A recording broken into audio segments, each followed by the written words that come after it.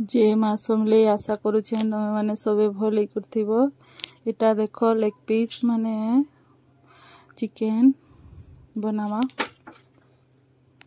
वीडियोटा भल लागले लाइक गुटे कर देबो।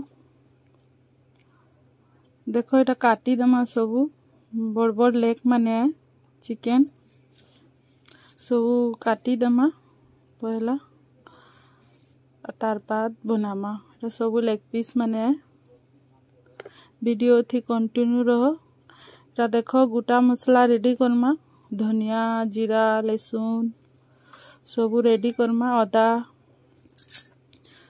प्याज सबू रेडी करमा। एटा पिसमा ग्राइंडर थी एटा सबू मसला देखो रेडी हो गलानो। एटा पीसी दमा आछनी सबू मसला पीसी देना। एटा देखो मांसो के भाजी दमाड़ी के चिकन के हल्दी टिके देई करी देखो एटा प्याज के पकई दमा तेल थी सुरसो तेल देवो बहुत टेस्टी लागसी सुरसो तेल देले।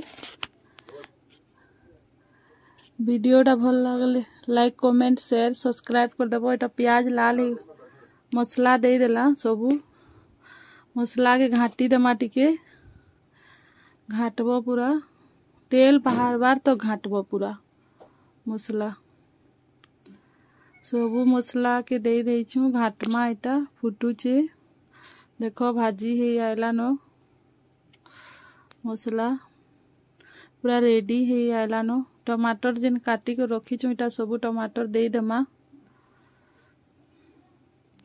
मीट मसला हल्दी सबू दे दबो।